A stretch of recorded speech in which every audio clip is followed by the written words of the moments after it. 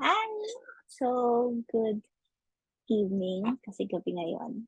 And I made this clip dahil gabi ngayon and it's a weekend and wala akong magawa because gising ako. Anyway, so pakilala lang po ako. I am Camille at ako ay isang cyberbacker sa Cyberbacker.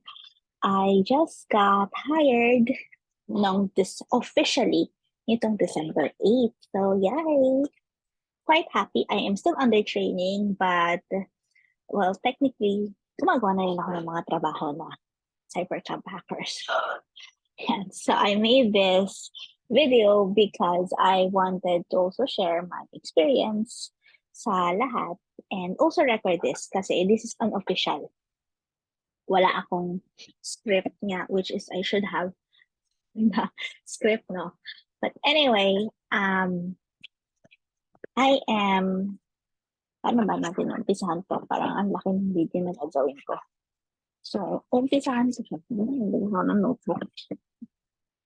So, sige, how I found out about Cyberbacker. So this is how I found out about Cyberbacker and my journey towards getting recruited Cyberbacker. So, ang unang-unang nangyari is I was looking for a work from home job. So I recently ended my, I think, 7-year relationship with my previous employer. And I was looking for a job na work from home so that I could have more parang work-life balance and more opportunities to look for good places sa career natin to grow. And I wanted to try online work. So, parang tagal ko magsalit. Pero I'm still processing kasi kung ano sinasabi ko. So, I wanted to try online work. And I was browsing through LinkedIn. So before I got in or even found Cyberbacker, I was already trying other sources of internet and other work. So work from home. So I tried Upwork and onlinejobs.ph. Even nagpa-interview na rin ako sa Wing Assistant. And I've been applying continuously sa mga online jobs because that's what I wanted to try on and look into. So, unfortunately, hindi ako parang adventurous. Hindi ako ganun ka explorative. Is that a term? Explorative sa lahat ng bagay. So, wala akong nakuhang trabaho sa Upwork. Wala akong kumukuha sa akin dahil wala akong experience. Kasi hinahanap nila is recruitment sa, or if it's ever recruitment, hinahanap nila is somewhere na abroad yung experience and I don't have that. And then, so online jobs PH, I browsed through it, hindi ako marunong, and tinamad na rin. So don't be like me, guys. Kasi if you really want to do something, you do it with a heart. So you have to do everything na wholeheartedly. So I was doing it half-heartedly na lang. Kahit itong pag-una ko pagtingin sa Cyberbacker. So punta tayo sa paano ko nakita siya. I saw it on LinkedIn.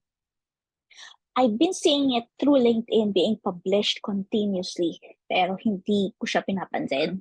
I saw it and I was like, oh, bago to ah. And it's wow. And one thing kasi sa HR na it's like a red flag originally sa course ko because I worked for a company, a local company, na day job. So one of the red flags is if a company is hiring en masse. So isa siya sa mga red flags na bakit siya nag-hire en masse. Is there something wrong with the company? Is it just for show? There have been a lot na companies who've hired such methods. And when they do that, ang nangyayari is, example, they would hire on the spot, 1,000 staffs immediately.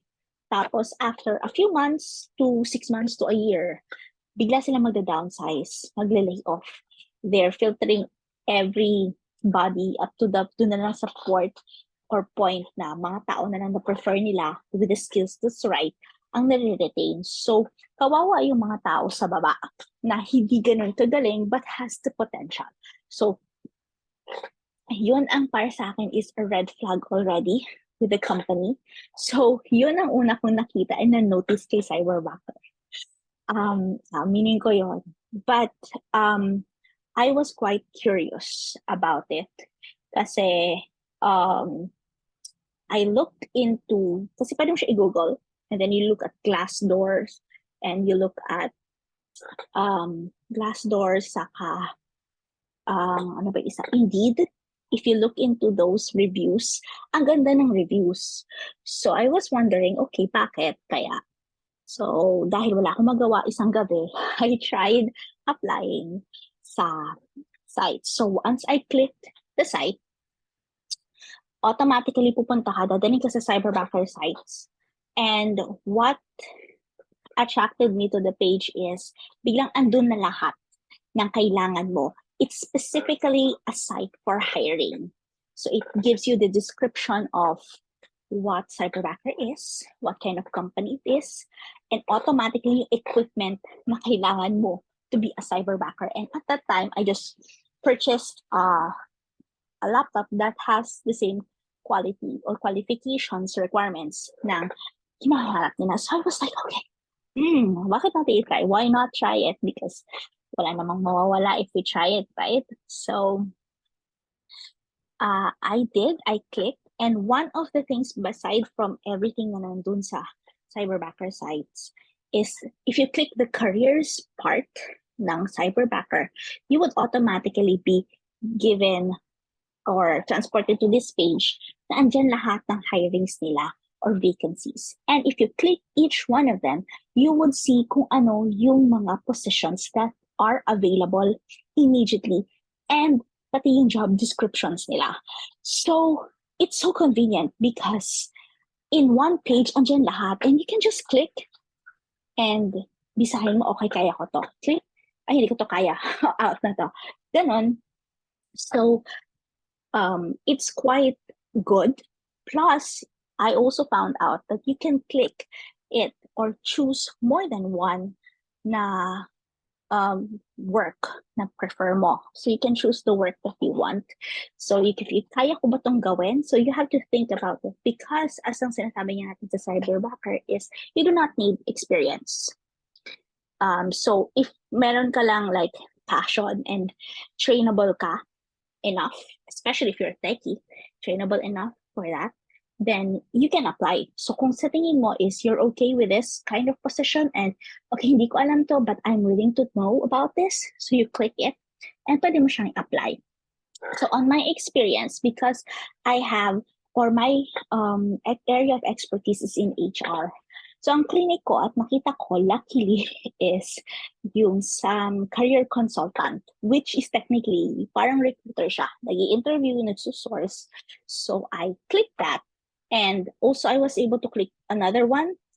I clicked, I think, Cyber Recruiter kasi akala ko ganun din siya. Hindi ko siya binasa mabuti. Okay, so I have my faults. Don't judge me.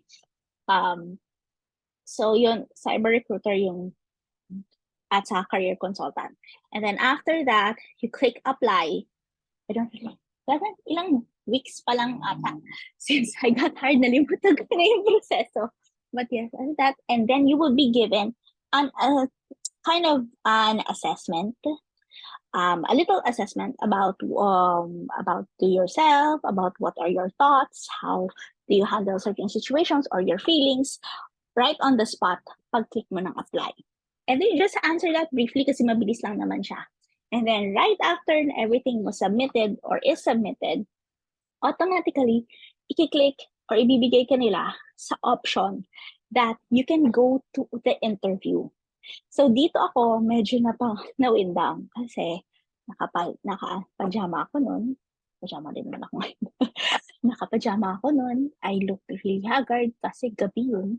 Wala akong itsura kung ano-ano pa itsura ko nun. So I was like, yeah, but they said you can proceed to the interview anytime you want. Yun ang wow. In my industry, sasabihin ko na sa inyo, and in my experience, that is something that's really amazing because you don't get to do, not a lot of companies can get to do that. And it is so beneficial for any company to have that kind of interviews anytime, available anytime. Because kung ang isang empleyado or applicant ay interesado talaga or try lang, they can always apply and interview agad. Wala nang tanong-tanong. So, pasok na sila agad. So, ako, ang ginawa ko nun, bago ko clinic yung on-demand nila is naglagay muna ng mga kung ano-ano sa mukha para hindi ka magmukhang haggard kasi wala kang tulog. At yung ganon, bago na yung interview proper. And then, click, and they gave you a Zoom link. So, nag-click ako ng Zoom link, and then I was placed in, parang lalabas sa screen dyan that the host will let you in once everything is ready. Ganon. So, I waited siguro 5 minutes, 5 to 10 minutes doon. Kasi, I think, nag-apply ako, peak hours. So, kaya I had to wait. So, before I continue on doon sa waiting process ko, or what happened, explain ko lang sa inyo yung on-demand interview kasi it's quite special. On-demand interview nila, it means that all the recruiters, or there are recruiters available at all hours of the day. So, allowed or kaya nilang mag-interview anytime. So, kung ikaw ay aplikante at ang available time mo lang ay 3:00 ng umaga, pwede kang mag-hit ng apply at may magi-interview sa iyo. Kung ang available time mo lang ay working hours, lunch break, merong may magi-interview sa iyo. You can set your own interview schedule for the initial, which I find really good and convenient. So, yun ang in-demand interviews. Okay, so balik tayo. After the in-demand, naghihintay ako sa waiting room. We were shipped to this Zoom, Zoom room, wherein we were welcomed by probably one of their HR team to the recruitment process. At sinabi sa amin, ilalagay kami sa isang room kung saan meron kaming one-on-one interview sa careers or doon sa career consultant. Hindi ko alam kung anong pangalan nila hanggang ngayon. So, we were transported there. At after the interview, actually, hindi ka naman masyado maano sa interview, no? You just have to be quite, parang sasabihin ko sa inyo, you have to be quite confident on the interview. As to tips on how to ace the interview or anong gagawin natin para maging okay tayo sa interview or initial interview, I can make a video of that after nito. I will also input all my knowledge sa HR kasi iba-iba din naman, depende din yan minsan sa interviewer na naka sa iyo, but I will be giving my tips. So I'll do that in a separate video na lang, no? But yung sa aking experience is more like they asked me as to anong position yung in-applyan ko. So I did tell them na career consultant. Hindi ko pa nga matandaan nung time na yun kasi on the spot. So talagang, wait, sabihin ko lang, can you wait a moment? I'll just open the file. So I opened the site muna. Oh yeah, this one and this one. And wala naman siya sinabi. Sabi na, okay, ni-record niya yun. And asked me why I'm applying. And then she also asked me about specs ng laptop ko and the speed of my internet. Hindi siya nanghingi ng screenshots, hindi siya nanghingi ng kahit ano. Basta hiningi niya lang or tinanong niya lang sa akin kung anong ginagamit kong computer and if that is my main computer ba. And then sa internet ko, kung ano ba, fiber ba siya, ano bang brand niya, or ano yung network niya. And then if meron ba akong backup laptop or backup na internet. So, yun ang mga tanong niya. And if nasagot ko siya, kasi I do have backup. Pero yung backup ko na internet, hindi naman po legit talaga. But I think it's legit. Ang backup internet ko is yung sa phone ko, which is already a 5G connection. Na minsan, mas mabilis pa siya sa fiber ko. Kasi umaabot siya ng 50-60 Mbps. for the downloads. Dun lang sa upload na parang, bukas pa siguro ma-upload 1 Mbps lang. But that was my speed nung time na yun. For my extra, but I am in fiber optic PLDT, fiber optic line, so I have much more than 50 Mbps. And 50 Mbps, and yung upload speed is almost 50 to 60 rin. So, it's very good. So, hello, sorry. So, yun po yung mga specs ko ng internet ko. So, she had no problem with that. And ang sabi niya pa sa akin is, oh, you're also applying with the same position that we have, or you're applying in our division. And I told him, yeah, hopefully.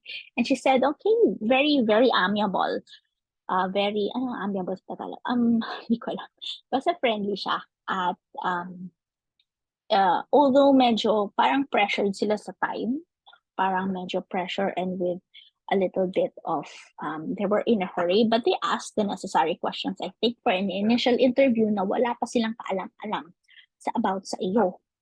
So, alam lang nila is kung gaano ka magsalita and kung ano yung specs ng internet mo. So, she did tell me, congratulations, you passed the initial interview and I will be sending you the assessment. So, may isa pang exam na sinend sa akin. And of course, I was quite happy and I said, thank you so much. And sabi siya na hopefully you'll be able to be part of the team. So who wouldn't be very happy with that kind of attitude, no? So yun. Yeah, and I think she also asked, ano pa ba tinanong niya? Wala na naman siya tinanong kasi mabilis lang siya talaga. And then we ended the conversation. Then she sent me the assessment. Hindi ko matandaan kung kailan siya sinend. Pero she sent it to me, wala pang 24 hours. I think she sent it to me just a few hours after. And hindi ako hindi katulad ng ginawa ko na pagkakita ko, apply agad.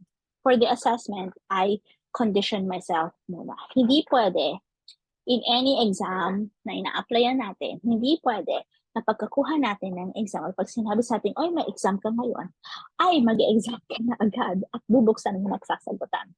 You have to make sure that you are in the best condition possible.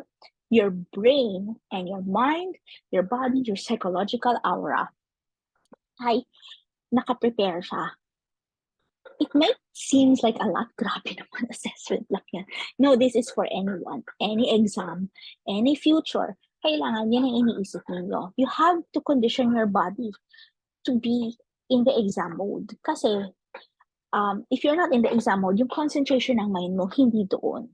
So, if you have placed yourself in the exam mode immediately na, at alam mo yun, you will be more focused and you'll be able to answer your exam, whatever it is, better, faster, more efficiently, and with less mistakes. So, yun. Okay, and they also sent me through the email a link, and you can actually see it kung titingnan mo yung Cyberbacker sa YouTube, the link about the president or the owner, Mr. Craig Goodlife. He is giving statements about what to expect on the assessment. So it's open to the public, kaya yung tingnan dyan. What to expect, what not to do during the assessment, which is to cheat. So, hindi pwedeng mag-cheat kasi maro-record nila yon. So, yun ang mga bagay. Ang medyo mahaba-haba na ata yung but, yun ang mga bagay niya. And then, to talk about my experience after or during the Y assessment naman, parang haba, no? For the Y assessment, or they calls it Y assessment, it will test your logic, reasoning, and ability to understand English. Ano pa ba? Yung logic reasoning sa naman yun eh. Yourself, your typing speed, mga ganyan. It's basic. They will do that. And you will be totally fine as long as you were honest all throughout the thing that you submitted. So for me, I got it, wala pang ilang oras. Tapos, after I finished the assessment, I got an email telling me that to wait for 1 week for us to give the results. And nagpanik ako kasi parang, oh my God, hindi ako makapasa. Kasi nakikita ko yung mga YouTube things, YouTube shorts and YouTube pages na nagsasabi that they got their results in a few hours to 24 to 48 hours lang. But ang email sa akin ay 1 week. Sige, hindi papapanik na. Usually, in the normal HR sense, if they tell you that we'll let you know in a week, it means that we're not gonna let you know you didn't pass. Pero ito, ewan ko kung hopefully, yun na nga kay hindi ako nakatulog sa kakahintay kung ano talaga. Then luckily for me, after siguro 1 day, 24 hours, a little bit mga 32 hours or gano'n, naka-receive ako ng email for the final interview, which nang time na yun, nawindang pa ako kasi akala ko the next day pa siya. Yung pala, the same day, 12 midnight nga lang. So doon ako like, oh my God, agad-agad na pala. But yes, and what to prepare for the interview, I will also gawa din ako ng video niyan for next time, but you just have to be yourself during the interview. And if you're wondering if you need to learn or know English or be fluent in English, it would help. Definitely, it would really help you. But not all the work in Cyberbacker is pure voice. So there will be times that you will be given work that is 20% voice, 80% admin work. And sometimes the voice will only happen if you're going to talk to your client when they have a follow-up or there is a meeting, and then the rest is admin work na talaga. So it would depend. But knowing English, understanding English, and being able to at least converse in English is a key. Because ang kliyente ni Cyberbacker ay, yes, taga-US. So, hindi po sila marunong mag-Tagalog. So, hindi ganun. So, all throughout din po ng interviews and everything, you had to speak English and you must not utter any words or hindi pwede magsalita na kasi po or meron, yung mga ganun. Hindi pwede. You have to be confident na magsalita in English. So, I was an online tutor for 9 years to Japanese students. Hindi po ako magkapon. Pero, all throughout those tutorial English po, that's why hindi ako nahirapan na magsalita during the interview. But, kung ano po kayo, hirap kayo, or you're very, how do you call that? You're very insecure sa English accent ninyo or sa English words ninyo and everything, there are online interview questions na pwede nyong practicean. And then you can repeatedly answer them in English hanggang maging komportable kayo. So we will talk about that sa next na video kasi ang haba na. Anyway, after the Cyberbacker Y assessment, within 32 hours, I got the final interview. And then, nung final interview na po, career consultant na yung nag-interview sa akin. At doon, nanghingi talaga sila ng share screen na ginagamit ko na laptop. At doon share screen ko sa kanya that I am using this laptop that is in adherence or same sa requirements ninyo. Ganyan. So, medyo strict si career consultant ko noong time na yun. Nakaka-intimidating niya. But, she smiled all the way and she was very happy to tell me na I passed the exam and the final interview. And she also told me, based on the Y assessments na kinuha ko, kung ano yung mga jobs that are right and fit for me. So, ang sinabi niya is, pinaka-sinabi niya is Cyberbacker, which is para siyang somewhat, yun yung 20% voice, 80% admin, which is somewhat similar to a virtual assistant, but in a different sense because it's a different industry. And he also said that I was also in a cyber recruiter. It's mostly voice. At she also considered me for the career consultant because yun daw ang in-applyan ko. So, doon ako nag-doubt sa capability ko. Hindi ba ako fit in personality sa HR for the 10 years? But anyway, she did, and she congratulated me very well that I passed. And just, ano ba yung susunod? As after passing, she informed me kasi at that time, I could not, well, kaka-end ko pa lang sa company ko, so wala akong ma-provide na certificate of employment.